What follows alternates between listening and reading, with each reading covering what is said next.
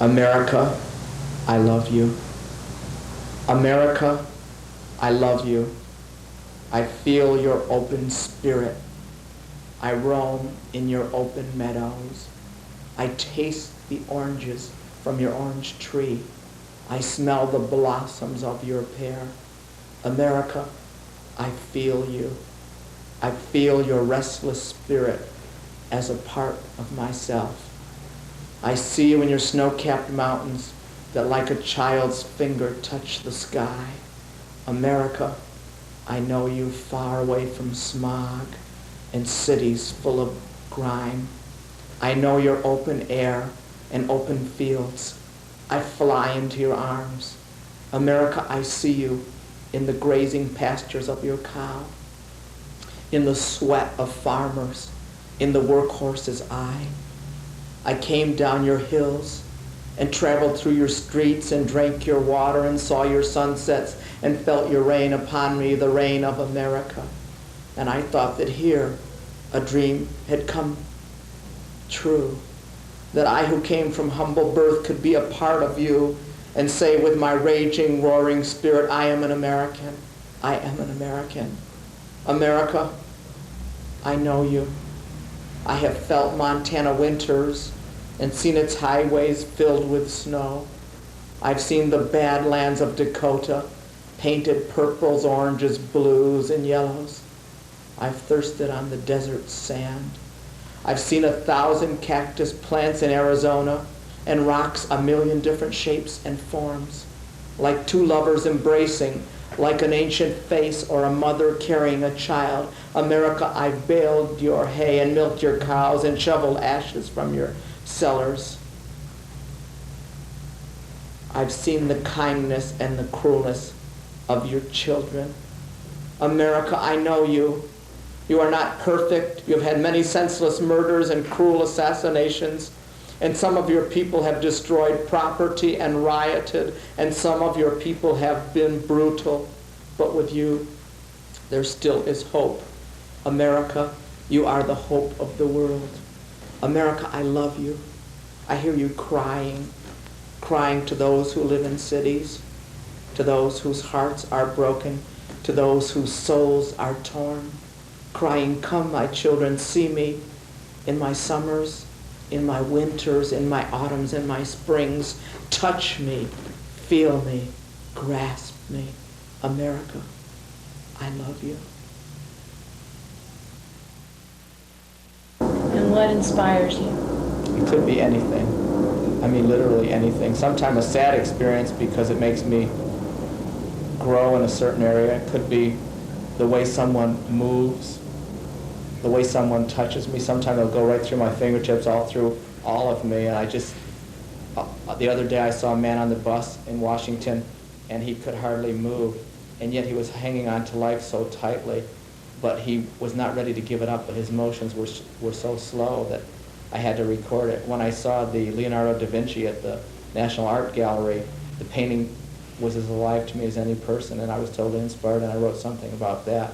Half of these may never find their way into anything, but they're in my notes. So every day I find millions of things, many things that inspire me. In your poem, The Magic Hand, is the magic hand a symbol for something? I think it's a symbol for divine love, or that, when I said echoes in a symbol in every land, that itself, it is a part of every man, that within all of us is the possibility for this realization. It's no great gift. I think a poet that wants to be an elitist, but I think the only reason people could relate to some of my poems is they have within themselves the same things that I'm feeling, and hopefully I can express it in a way that if they didn't have it within themselves, they would never feel it or understand it.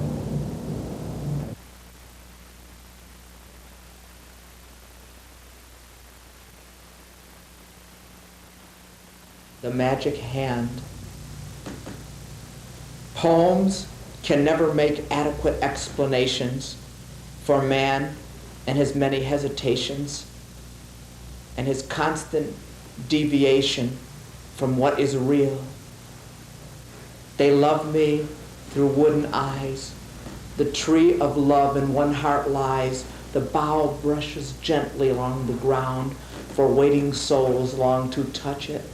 It's mystical and deep and sorely needing, and cautious and slow to constant heating, and has been eternally bleeding.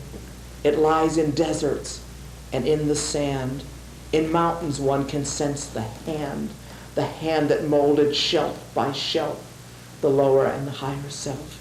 It placed man somewhere in between what is and what seems to have been, the spark of awe and the machine. It asked him only to obey the heart within, the only way. From ancient histories of the past, through destructions and nuclear blast, the only breath that one sees last is the breath of love.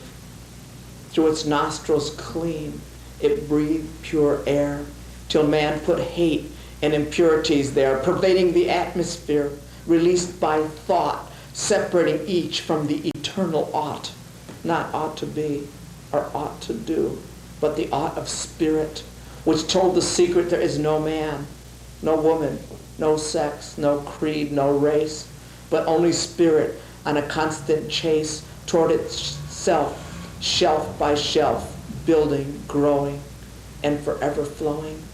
The hour is approaching, the animal is dying, the soul is moving upward and forever trying, dissolving all that came before.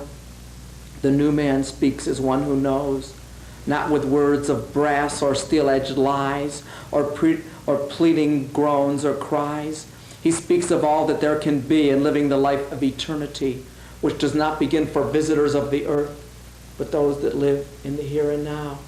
The dead are walking down the street, look at them. Each other's eyes constantly meet, and they know in their heart that death is necessary for one to grow. They must die to old thoughts, old habits, and live with what is new. And that is man. That is a heart that flows into all hearts, that lifts up and laughs and purifies.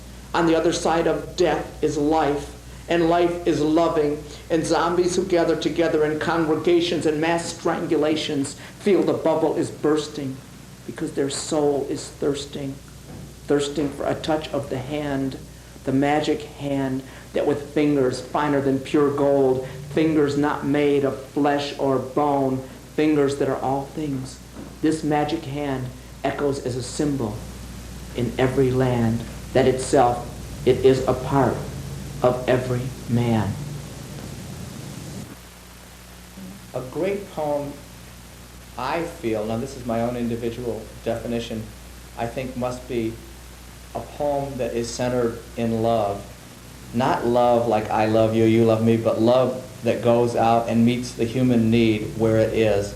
Love that will, if see someone in the gutter, will pick the person up rather than say, hey, I love you, baby, or whatever they might say, that will actively employ it. A great poem must be centered in this kind of love, the same kind of love that you would feel that would come through the sun and draw the grass through the soil and make life grow. I think without that kind of inspiration, poems can only be mediocre. A tale of man. Never before in galactic span has been told the tale of man. Defies all bound, defies all space, upsets all theories, and in their place puts wisdom of the ancient race. Stories of creation throng, of man who left his home from stars among the universe and found the earth alone, void of purpose, without form, cold, barren, uniform, no room to differentiate choice from predetermined fate, and saved the world before it is too late. For mankind, since time has opened up its book for a solution to problems, and savagery doth look, and each age the road will pave, and all our undaunted saviors lead us to that same grave. So where can we find salvation? Can we discern from the movement of the tree within the quake the presence or the power through which earthly things take shape? Can we know from the pull of the planet and the stars the life within the atom? the life we know as ours? Did man in his greatest age, through every prophet and every sage, ever calm the unstoppable rage, the ruthless destruction, the war, the hate, the cheating, and the lies? Did anyone stop the horror through the earthly wise? Did anyone you know of teach the roses how to grow, show the harmony to maple leaves, teach the river's rhythmic flow? Or have you heard of any man of earthly fame claim to be the creator of his father's or his own name? Surely none can answer to the questions that we ask.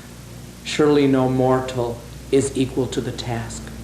Only something far beyond, yet within anything we see, could make music for man to write a symphony.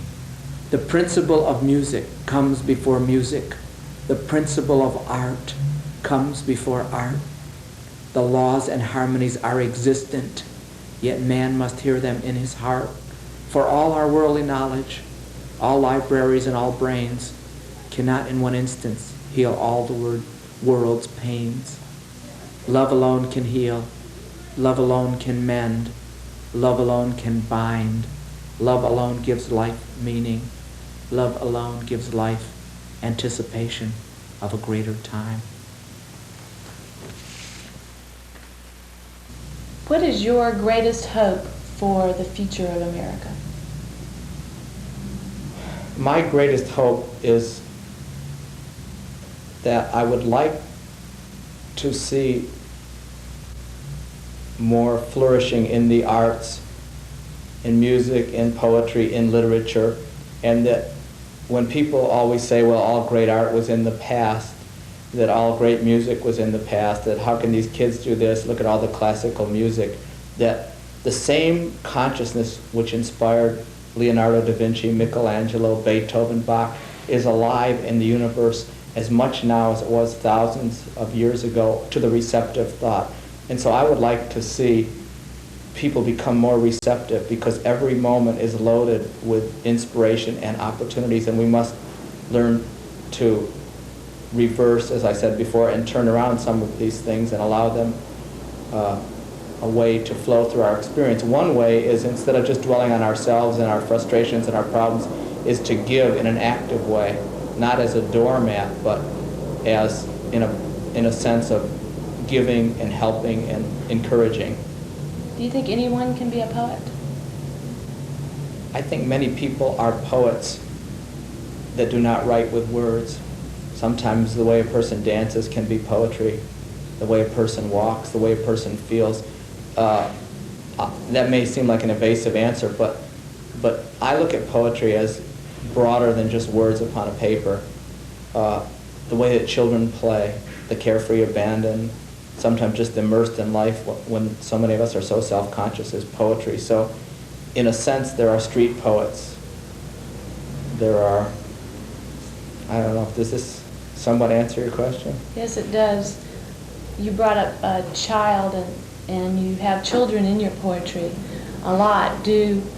As a child, did you think in terms of writing poems? Did you hear poetry as a child? I felt poetry, but my worst subject was English in school.